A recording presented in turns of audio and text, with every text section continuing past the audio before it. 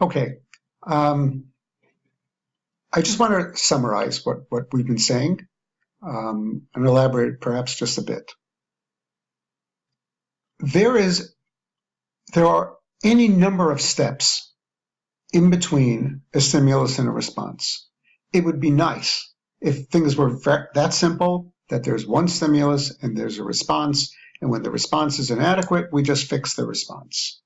What we have to do, if we're scientific and we're thoughtful and we want to be helpful to our patients, and we need to be all of those things, we need to figure out where between the stimulus and the response was there a breakdown.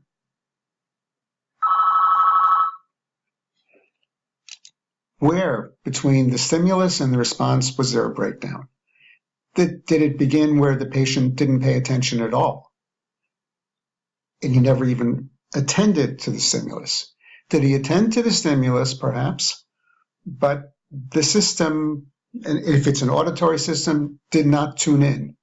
If it did tune in, it didn't interpret the acoustic signal. If it interpreted the acoustic signal, was it not able to make any phonological sense out of it? If it did make phonological sense out of it, could it not somehow access a lexical network? So on and so on and so forth. And that's all on the input. What about on the output? What about on the output? Did the patient hear the stimulus, interpret the stimulus, understood the stimulus, but then when he started to formulate a response, the formulation was inappropriate, the programming of it was inappropriate, the motor aspect of it was inappropriate, the word selection was inappropriate, the semantic field was way too large. Again, we have possibly dozens and dozens of different areas of potential breakdown. We need to figure out what this patient's doing. It's not enough to say he got 9 out of 10 right, or wrong for that matter. What did he do wrong? When the patient's right, it's boring, frankly. It's great. It's what we want, but it's not interesting. What's really interesting about therapy is to figure out what's wrong. Where did the breakdown occur? Because it's at that level of breakdown that we need to do our therapy. Our therapy is not just to model a response. That's something we do with a parrot. That's not what we do with a human being. It's not what we do with a person with aphasia. We have to understand where the breakdown occurred. Anywhere from the beginning of the stimulus to the end of the response is a place where it could have happened. We'll know that when we probe. We'll know that when we start to modify. We'll know that when we start to modify our stimulates, what we talked about last week. We'll know that when we start to modify our responses. We'll start to see the level of breakdown, the area of breakdown. Where is this patient not clicking? Where is it not happening? I'm going to present now to you something called a cueing hierarchy. Okay, whoa, not what I want.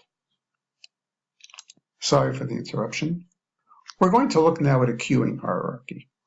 A cueing hierarchy is a model. This is not, I'm not defining this as this is aphasia therapy. It's a model of aphasia therapy. It's a way we can think about and we can do aphasia therapy.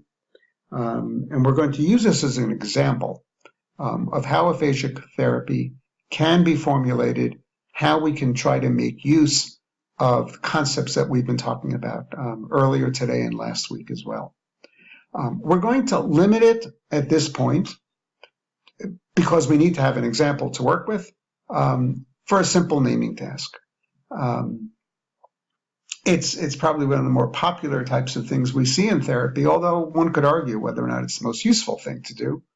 And yet we tend to wind up doing this quite a bit.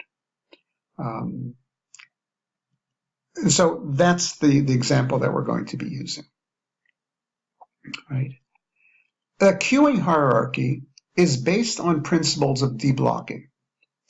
Deblocking means that when there's an inadequate response in one modality, we try to facilitate that response by pre-stimulating the patient with cues, often from a different modality or even in the same modality, but a different level of cueing. Okay, we try to make use of what is different, hopefully a stronger level of cue to stimulate the target that we're actually interested in eliciting today.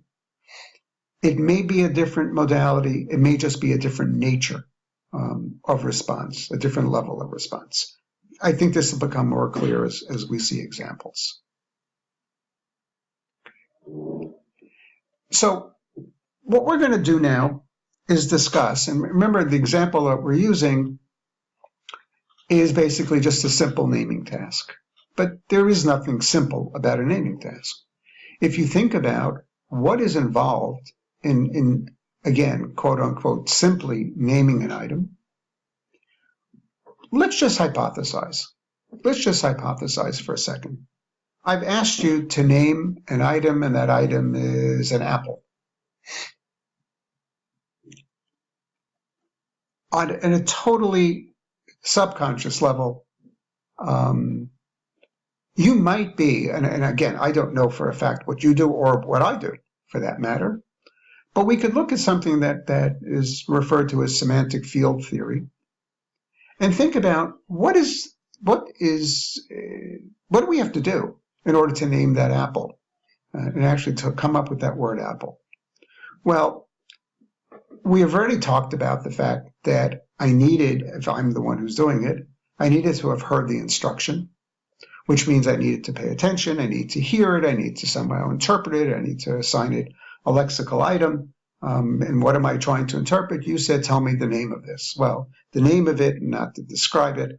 And you told me to do something, not just listen. There are a whole bunch of different things that have to happen. But I'm not focusing on that so much now.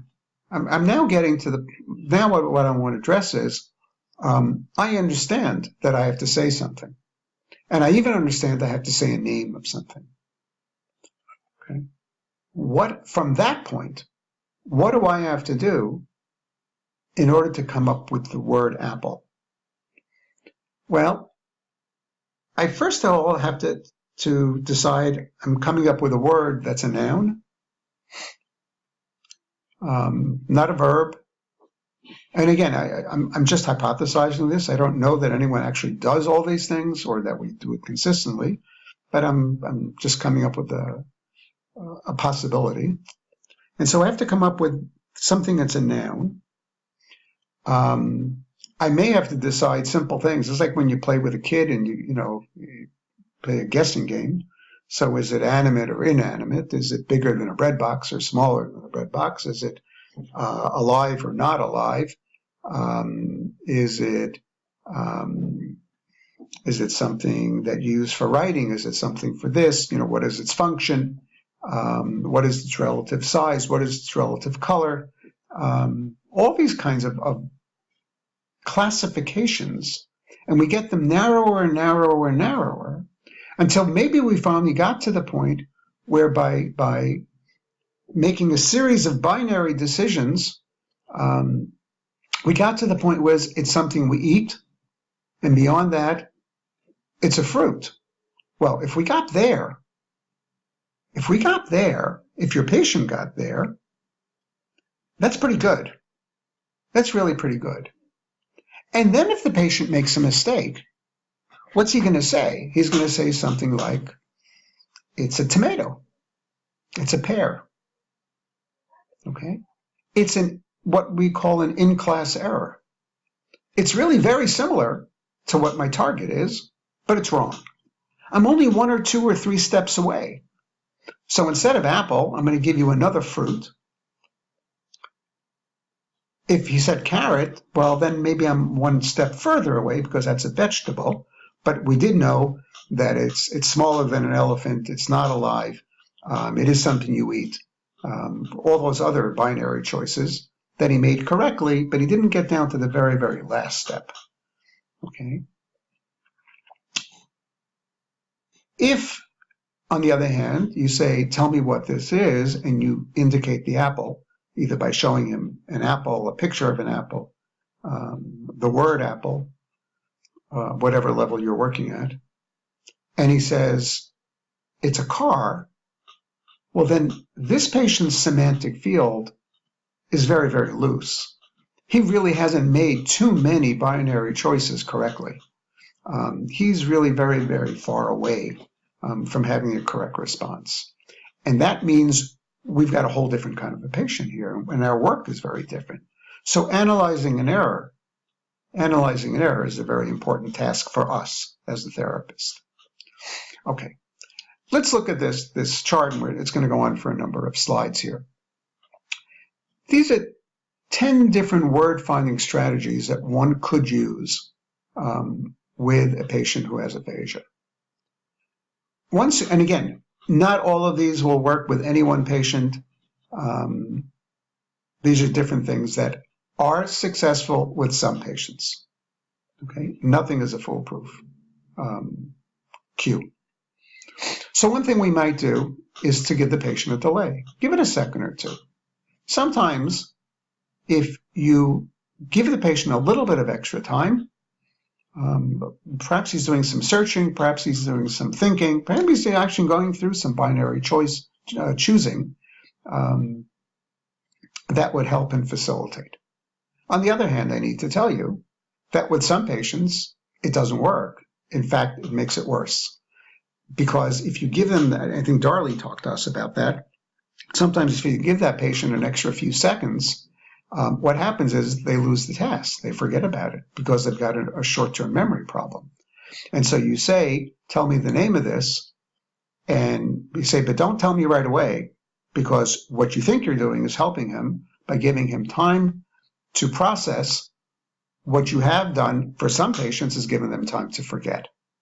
And now they've said, what is it you wanted me to do? I don't remember. So all of these will work and will not work, depending on the patient, and that's why we need to know our patient. What else can we do for the patient? We can describe. We can say, tell me the name of this. It's something you eat, it's red, it's round, it grows on a tree, stuff like that. Again, that may help. It may confuse. It may be much more verbiage than they can deal with, and it may be that the extra information is helpful. Again, if you think about it, Darley talked to us about many of these things. If you give the patient an association, see if you can think of something that's related. It's not exact, but can you tell me about it? Or can I tell the patient something about that item? Will that help? Darley cited research that said it's confusing. Remember, I think the watch was the example, and he said, well, if you say it's something that tells time and it's got numbers and stuff like that, well, the patient just gets all confused. He really does best if you just say watch or something like that. Sometimes a synonym is thought to help. Give a word that means something that's similar. And again, it might not, but again, these are word-finding strategies that we can demonstrate or we can ask the patient to try to engage in. Give the patient the first letter. Usually not, when we're talking about first letter, we're talking about the first sound, not just an orthographic letter. So giving a P for the word psychology is really not going to be helpful because it's not the sound, it's a silent letter. Or K for the word knee also doesn't work. And so it's the first sound. Sometimes will trigger a correct response from the patient, but not for everybody, again. Gesturing the use of the item. So if it's a pencil and you gesture writing, or if you ask the patient, well, can you show me what you do with it, even if you can't think of what it is? You can't think of the name, but can you show me what you do with it? That might facilitate. Drawing it might be a facilitator. If the patient this is something I think I never do, look it up, because that presumes a certain level of functioning, linguistic functioning, that I think most of our patients can't do. looking it up in a dictionary or something like that, I think is going to be very difficult. The ninth one is something I think we all do fairly often, and that's a general topic or category. So it's a fruit. It's something you eat. You can hold it in your hand. It grows on a tree. That type of thing. Again, for many patients, it facilitates and it helps. And then as a last resort, we may just say, because we don't want to give up and we don't want to say to the patient, "Bang, you failed," we say, "Okay, we're going to come back to that one later." And sometimes that actually works. And sometimes because something's happened, I can't always tell you what happened, but sometimes later on he'll say, "Oh, yeah, you know what that one was? That was an apple. Right. I couldn't think of it before, but now I thought of it." Okay, we're going to stop. We'll come back.